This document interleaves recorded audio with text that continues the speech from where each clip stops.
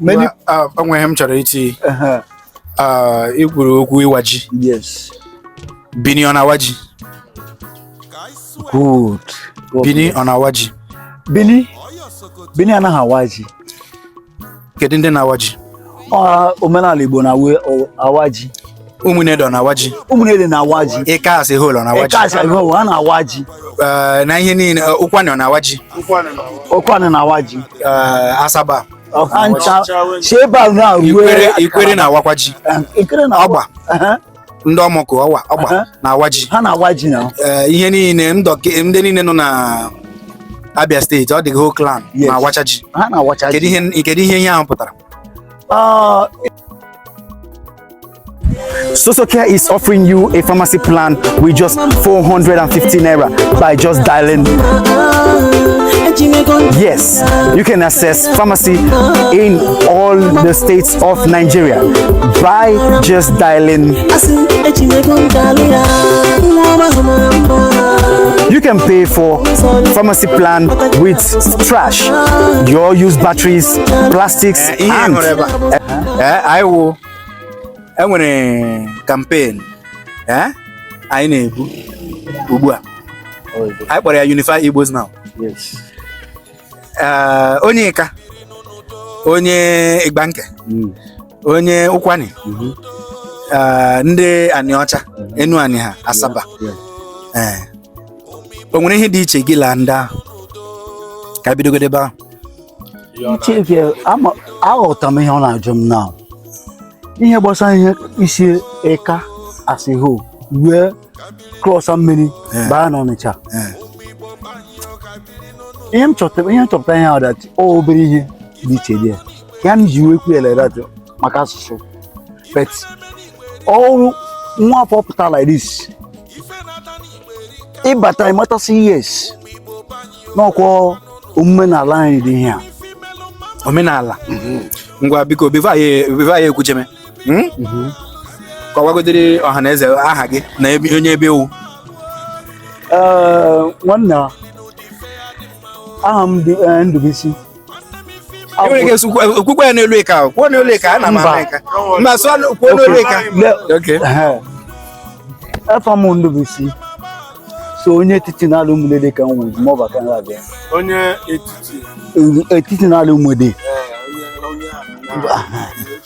ya nwa afọ so ya kan abia Idumoba kan abia now Idumoba nwa meaning IDUM yes Oba OBA yes Idumoba Ogbe Oba Ama Oba yes based on kande na ndị saso yes mmenwa onye akụmazi Idumoba akụmazi enwere bandre any novice iba ha na ani omena agwane wa ni bandre o wan ko be bandre nere ato cause na be together osigbo now ipo anwa akụmazi enwe oduga anyu awo akụmazi ụmụ ọcha unu nwa ụmụ ede apụ ne ebuche yes ụmụ ede ka ụmụ ede no UMU EDE that end is to make the word rhyme the way they want. Yes. Umunede. But the full and the original name is Umunede. Yes. Now, you and I understand and I politics and denial, self-denial, no German independent. Where Hunde Anambra Bia is who and one Igbo. As always, any more. As always, any new when. Ototu Dumu and area Anambra Imo State Enugu Adeta Benechande. Yes. Omweni hu aba bia enyiwa ga side na je side. Iru ozo obolo. Iru ajikpo ozo obolo ni oboro ozo. Meaning no when ebe obolo may exist which is oboro enibe. Oboro no kiti obolo. So enwe owere olu ubo. We ndị na ibia ni Imo State enwe olu. But here enwe owere olu ko so were no olu bia together. Yes. You understand me now? Yes. Move down to that side enwe owere enwe olu enwe Igbo bi n'ụzọ wakpo Igbo ụzọ now. Then iru Enugu enwe ebe a na-akpọ ama okwe Igbo ụzọ. You want mana no nwe bu akpọ ute. Ute nugu. Yeah, ute nugu. Ute numu, ute okpo. Ute okpo. Now, then iru wana ya nwe nugu. These areas and all that. Yes. Anyone weka. Yes. Iru Abia State when do akpọ Umueka. Yes. Umueka as a community. Yes. Iru Ebonyi State ya hu Eka local government IKA. Yes. And they are so here associated. Yes. So you want one now. Looking at you, you are an elderly person. Yes. You are older than me. Yes.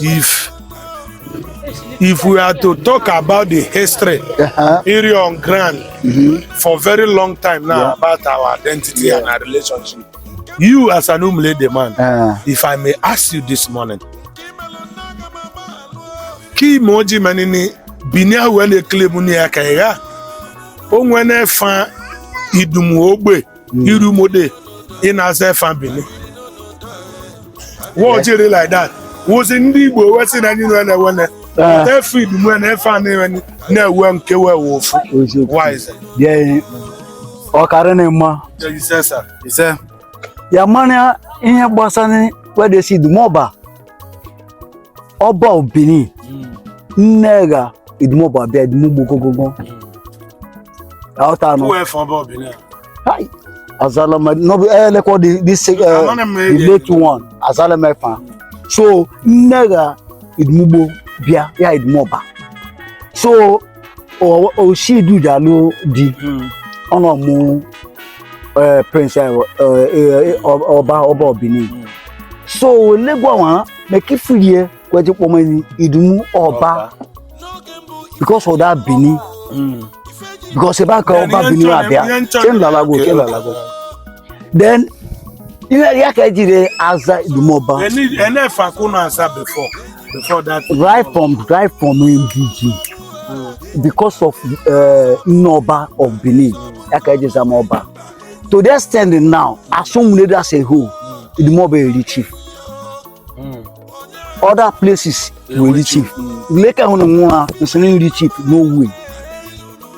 Like I want like I be one now, or for Umunede IGBO or for because Ogahon well debate on Webu agent a bow could be no Zuno for of Umunede when will be then before we money element we cannot be easy obi we lo for no dey easy one ya high obi ata kaburu of Umunede go by mobile wananele obi so make if we now e be one ke zere abia ono many words na anya now ngwenyo oba of Benin ama izime the next we mess again that's okay.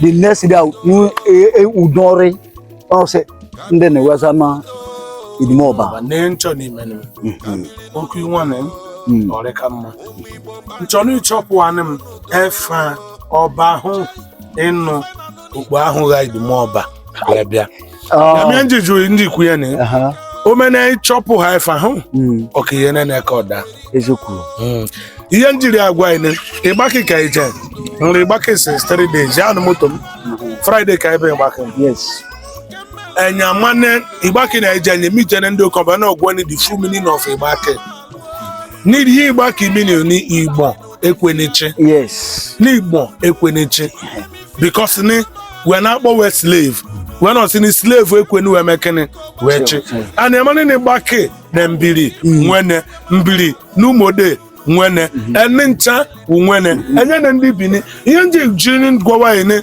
ndi sinene na emane for Oba ho yes because before Oba of Benin nke hunere nwa this family re onwendere ni wa kpo igodo ishi mbido eni ro okay before we wan na bia take over based on ke akiko domeko yes so nchone mmani Oba ho na enene ka Oba ho nwe fa in connection with us but I want them in ekwu like obi kagbo ekuzi nne hu mo na onyi sube isu bank mazi kwe no Yes. when on Korea. So I am the whole history. Yeah. You want on a normal turn enjoy ndu mode we wondi bini. Na ka keke no waka one now. Kunu ji wan link with ndi bini one now ne. Nwenu no okpoho jeda no di. No oba Benin. Yes. Ba kunu no nwe duto ni nunu ejajana na no and that time ya only me and they came with this government ere kike no one. Ndị na-achị that time oba Benin. Because the palace are powerful then. When everything when eje akon kakawa me. Yes. Okpo ahụ ijate da no de ihe owu esi na umune asi ihe ọma o iwe anywhere power. Yes. Asi no okpo omeni no na anu eka na chene. Ezokuro. Na kefa hụ ji wee bịa to you people. Yes. Na kwa ji wee so many things ndị Bini ị na-eme. Umode o jiri ka si igwe ị na-ọbịa Umode. You understand me now? Igwe na-ọbịa Umode but igwe an original tradition ndị Umode. Okay. Okuri ọnụ. Yeah, God bless. Ya hụ icheki na ihe rịba ahụ. Fine. Ngwari okwu ale because people are otaguni. Ya hụ oji mmekesini people were sini ndị Umode. Ndị dukwe onwe nwa akpọ eru amụ Umunede. Eru amụ Umunede. Okay, so every 6 years we daru amụ. Igwe ele omena igwe ni igwe wele me o nu etonu ekun ihe akukun igbo nu etonu ekun ihe ri mu igbo ya igwe but who maybe na akugwa na we no Jesus yiji kene tu yes now can you hear me no nwene ya igwe ya hu nke wona ndu agwa na odu many people no we say ni ndu Umode ndi du ele ndi du because oge mwene nyaje loma obo Bini wa communicate the power to am long I'm making one when somebody can put me phone then na kugu like so from there when you know tradition abema from Benin to Umunede Benin to Umunede that is a place where not declare this Eruamo Eruamo or quite different than Igwe or quite different than Iwa Ji. So some people again were people many onwe hem chọrọ iti ikwuru okwu Iwa Ji. Yes. Bini on Iwa Ji. Good. Bini on Iwa Ji. Bini anaghị Iwa Ji. Kedu ndị na Iwa Ji? Omenala Igbo na Iwa Ji. Umunede na Iwa Ji. Umunede na Iwa Ji. Eka as a whole na Iwa Ji. Eka as a whole na Iwa Ji. Na ihe niile ụkwanị na Iwa Ji. Ụkwanị na Iwa Ji. Asaba. Ancha sheba na ruwe ikwere na Awakwa Ji. Ikwere na Ọgba. Ndị ọmọkụ ọgba na Iwa Ji. Ha na Iwa Ji na. Ihe niile ndị niile nọ na Abia State ọ dị whole clan na Awacha Ji. Ha na Awacha Ji. Kedu ihe ahụ pụtara? Ihe ahụ pụtara now that dịka since now since bata ahịa now ha kọgo ugbo ji na ya akpụ na ya aṅara na ebios ihe akwụkwọ na ya ihe ahụ dị time ha ji topụta wee mepụtaza mkpụrụ mmadụ na-eri so ọkebe ha ka mgberi ya na ọkebe ha si chọrọ ịgba ọfala ka ha ji mekife eji ịgba ọfala maka ọnwụ Chineke Jesus Christ. Then Iwa Ji ha na-eme now anyị na-eji egosi ndị mmadụ si yes lekwa ihe mụpụta n'ugbo họpụtago then ha na-erizie ha na-eri ya n'obi ahụ na-esi that yes ọkịọta the way si wee ru ugbo this year ihe akụkụ ha tinye n'ọhịa like this ọpụta ọfụma then ha celebrate izie. Okay. Ihe m jụrụ wụ ka anyị chịkọta okwu a ihe m jụrụ gị wụ sị na ndị niile a na-eme ji ha bụ ofu ndị. My brother onwe ihe dị iche ha ofu ndị ha bụ ofu ndị iri ji a ọwụ oge ejikọtala anyị aka anyị hapụgodi politics anyị hapụ local government ma jiri maka anyị na-emeji jiri maka ọ bụrụ na oke Umunede etige iri ji anyị wụ 20th of even now September. ka na ha si iri ji Umunede na ga-awụ 17th. Okay, na imagine mgbe ahụ ndị Igbo ndị ọzọ ndị Imo ekwekọrọ bịawa Umunede ehiwe ya asị na Umunede na-eri ji nketa o nwere ihe wepụrụ anyị mbalalai ihe ahụ ihe a ga-ebido kwuwe aha m Chukwuemeka udo dịrị gị onye nwe mmadụ ka anyị na-ebi abụ nwa afọ onye isi ube si na akụmazụ ụmụ ọcha wee bịa ụwa abụ nwa afọ ịbịa n'ala ịka abụ m nwa afọ ịbịa n'ala Igbo abụ m nwa afọ ya na-ekwu okwu ya ọ dịrị gị mma ya dịrị onye ọbụla mma sị bịa tinye ọnụ n'okwu a weta iru gị